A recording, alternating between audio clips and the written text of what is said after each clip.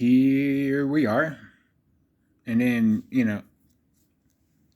this short deal video wise, I'm just gonna say, a few things, relating, to the whole, anxiety and the meds and, some obvious, like, no, duh, Captain Obvious type of things and all of that,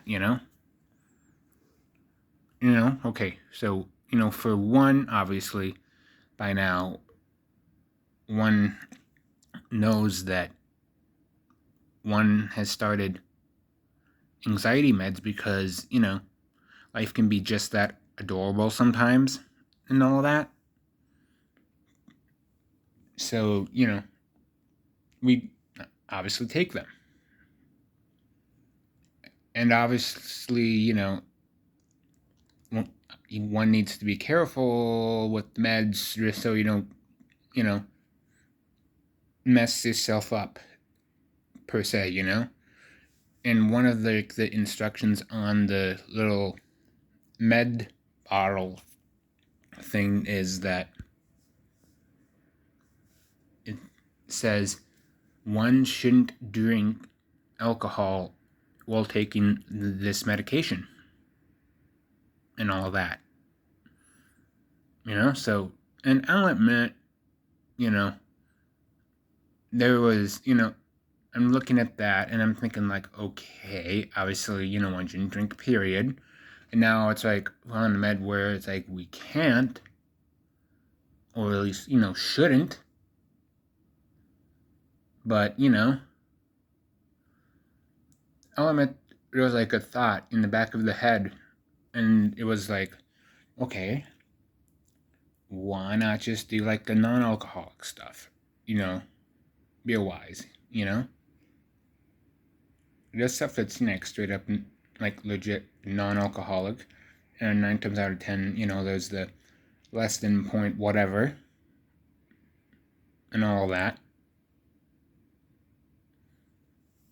And and I have done that, and it's just, it's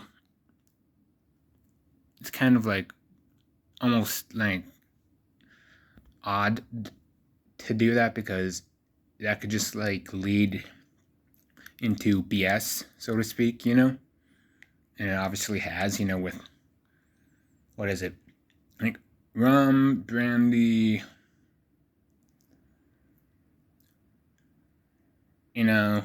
vodka, or anything, and obviously, like we said earlier in this little video, it strongly suggests one, or it straight up says on the bottle that no one should consume alcohol while taking that specific medication.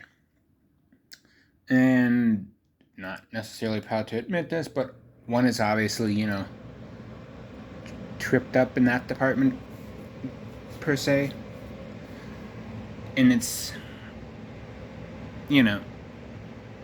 it's kind of odd, again, because, one is taking these meds, for anxiety, but yet you're drinking something that it could also make you anxious as well. So it's kind of like, and before I go on, obviously, one has watched, and then when I say one, I'm talking about myself, so, there's that. So, I remember watching this video. It was like this dude talking about like recovery or what have you, right? And the line was something to the effect of, people drink because they're anxious, but they're anxious because they drink, or something to that effect. So in my mind, I'm like, okay, I'm taking these anxiety meds because, again, life is just that awesome, but yet you're consuming, or at least have consumed stuff that could also cause that, as far as the anxiety thing goes. So it's kind of like, dude, it's it's almost like, you know, you're, say you're gonna go for like a run or a walk or something, either, you know, outside or on the treadmill, and you say you're gonna do that, but doesn't come to fruition, so to speak. Just using like that idea as like an example. You know, you say you want to do something, but end up doing something completely different or not at all. So my whole thing is like, again, one takes anxiety meds because, you know, life and all that. And one is obviously drink before, and my whole thing is kind of like, why should